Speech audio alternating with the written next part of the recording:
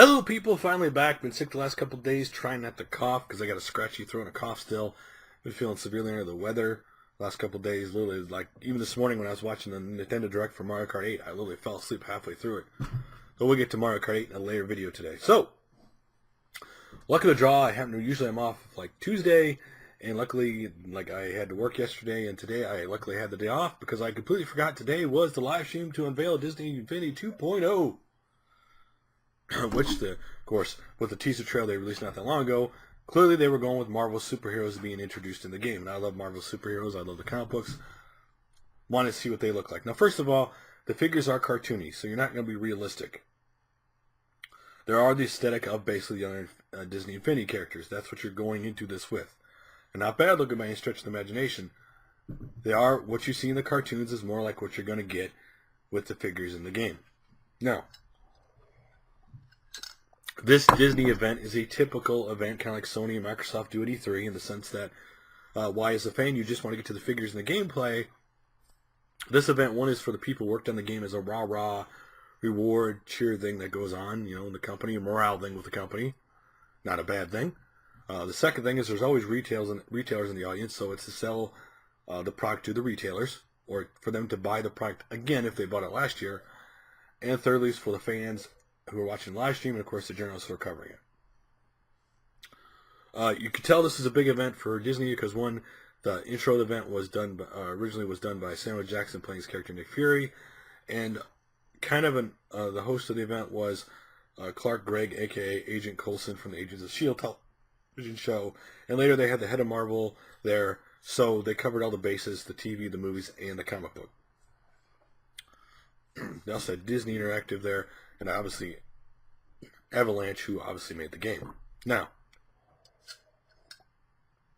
this is usual corporate spiel. Now, the two interesting statistics they told about how Infinity 1.0 did was it has sold an estimated 3 million starter packs so far. An NPD group estimated that Disney Infinity has sold $500 million worth of sales worldwide. And Disney, again, is a big corporation, so they're not going this after Skylanders. Their figures are interactive toys. And basically they said no other interactive toy in their field did more sales than they did, estimated by NPD. Now, in a sense, taking a shot at Skylanders, but not, because Disney's looking at all the field. I mean, there is, there is also another Portal type game out there that is not on a video game system. Transformers has one that plugs in the side of a TV that they released that most people don't even know about. Don't even know if you can find in retail anymore. And maybe Angry Birds Go is another one in the sense that you scan, or Angry Birds Star Wars, you scan them into the iPad or iPhone or whatever. So in a sense, they are talking about all competition in that field, not just Skylanders. And of course, this is estimates. There's hard data is a totally different thing to come by. So this clearly was for Marvel superheroes. That's what this was geared towards. They did say that there'll be other Disney characters in the game, but that's all they did because this was about Marvel. They knew that's what everybody was looking for. That's what they were going to do. They only showed off 6 figures. They showed basically the Avengers from the movie: Captain America, Hawkeye, Black Widow, Thor, Hulk, Iron Man. That's the 6 characters they showed. They did say there were 12 other figures going to be available around launch. So there's basically 18 figures. They said they'll show more off as they get closer. Because obviously they don't want to show them all off at one time and have nothing to kind of tease people up to the point the game's coming out. It doesn't work well in media or advertising to do that. You always got to continually tease so that you constantly remind people your game's coming out and that maybe there's that one character that people like. So they did do an announcement trailer. They showed it during this live stream, which is I'll put a link to it below. Now again, they only showed 6 figures, but in this trailer you clearly see what other figures they have either planned for Power Discs or planned for actual figures. So in this trailer you see MODOK, which is Captain America's one of his enemies, which is a floating head-like dude, robotic-like dude. You see Loki, which of course completely makes sense, and you see Groot and Rocket Raccoon for Guardians of the Galaxy. Obviously, they'll be in the movie and they're in the comic book. And lastly, the big thing at the end was you see Green Goblin fly on the screen. And lastly, you see Spider-Man, obviously, swinging by. And also Nick Fury was in the beginning of it. So clearly those characters are going to be in the game somehow. I think most of those, if not all, will get their own figure. I don't know about MODOK, though, but I mean, obviously all the rest would get their own figure. Spider-Man, Green Goblin, obviously going to get their own figure. Loki, obviously. Now, clearly from what I've seen, they're going towards the movie characters right now. Now, I'm not saying they aren't going to do comic book characters, but clearly right now, they're starting off with, obviously, what people know, and that is the movies. And I'm sure because they announced that Lola is going to be in the game, which is, of course, Agent Coulson's car in the Agent of Steel series, we're probably going to see Agent Coulson in the game. Kind of makes sense. Now, I never got Disney 1.0 because I was always like, it wasn't that I wasn't interested in it. It was the fact that, okay, they were going to do all Pixar and modern stuff, like Pirates of the Caribbean stuff. I kind of wanted more like, maybe 90s stuff, like Rescue Rangers or DuckTales. But at the same time, it made sense that they did that because, the newer stuff, to get the younger and newer people into it. I mean, kids today are watching Cars and watching that stuff, so it made sense that they did the newer stuff to get the kids into it.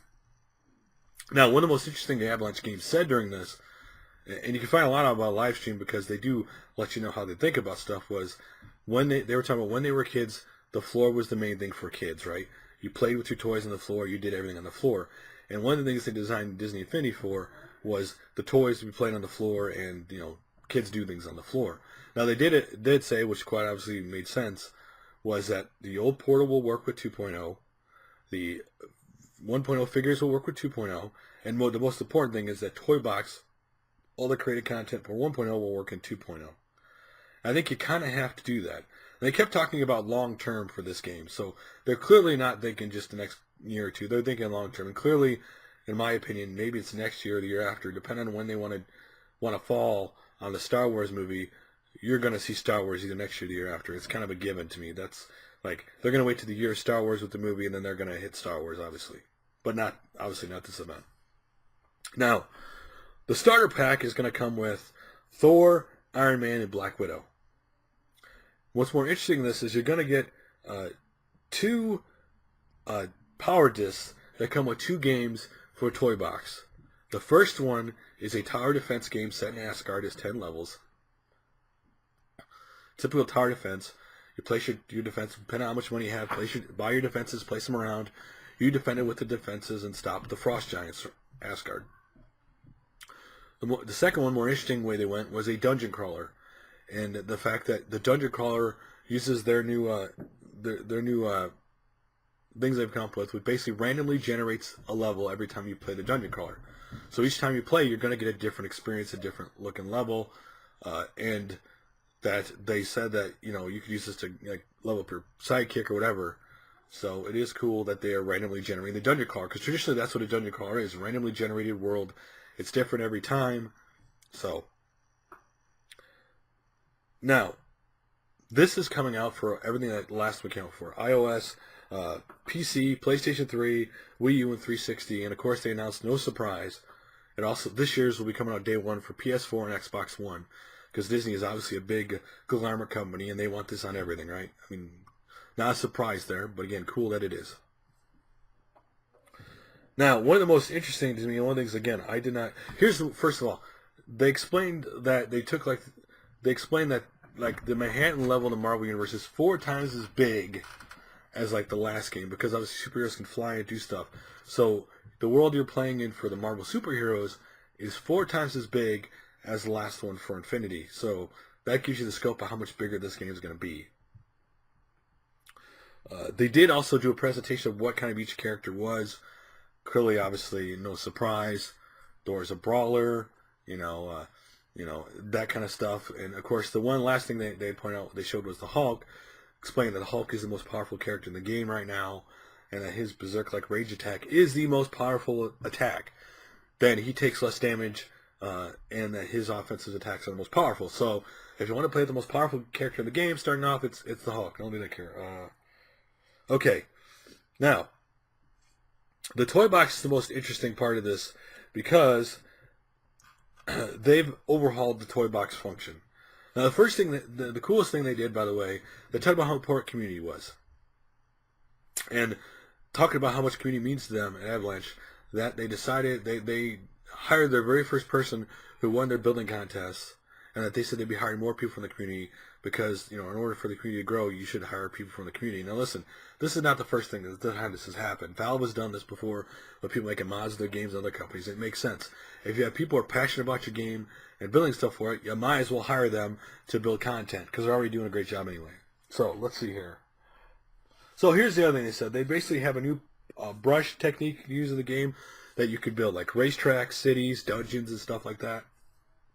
The other cool thing they talked about was they're now adding builders into the toy box. And what that means is you can assign builders to build a treehouse or a castle or a racetrack, and they'll just go build it. You could go do your own thing, and it kind of makes the toy box, kind of alive, and as they're doing it. And of course, this is toy box, so even though they built it, you can edit and change it. Like you could use that what they do as a template, and then change it the way you want it to be.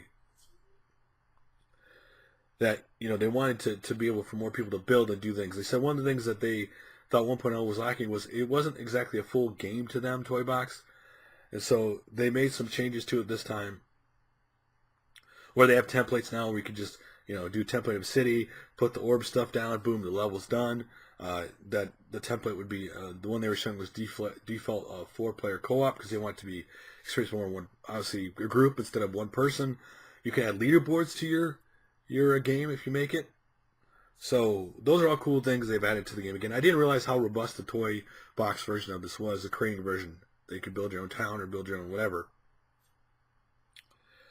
Now they did also put out a lot more details, like for example the new power disc, the collectible disc that could place in the game's power base to import characters, vehicles, and more. There'll be more than 80 of these with this new game, and basically, like they showed off Iron Patriot and Winter Soldier, that you'll be able to team up discs to import partners like that. So, of course, those are from obviously not that long ago Marvel movies. Let's see here.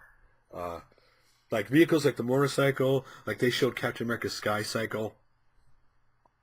Transforming cars, of course, Agent Coulson's Lola vehicle. So there's a lot of new stuff in this game. They've obviously just didn't rehash the same game as last year.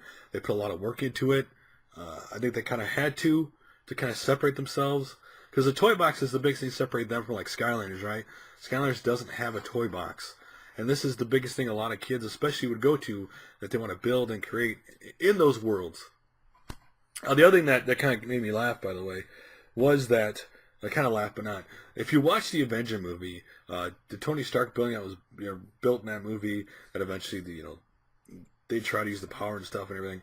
In the very end, they teach you with the A. Well, in this game, they pretty much say that's not the Avengers headquarters. So that was kind of teased. That was kind of like more or less confirmed with this game. But anyway. So guys, what do you think about this? Oh, by the way, one last thing. For those who are comic book fans, they did actually bring in a comic book writer / artist to write this game. And I'm trying to think of his name because I know him. I should know him off the top of my head. Michael Bennis, who is I'm pretty sure that's his name. To make sure I got it right because I don't want to say it wrong. Where is it at? I watched the event and I can't think of his name. I feel so bad. Yeah, Brian Michael Bennis. That's who it is. That's the guy who basically wrote, who's an artist and writer who wrote for this game. So they brought him in to get an actual writer to write for it. And so there you go. What do you think about Disney Infinity 2.0? Are you excited for it? Or you're not excited for it? Would you get it now that it has Marvel characters in it? Or you just not care? Anyway, guys, like always, thanks for watching. And I will talk to you guys later.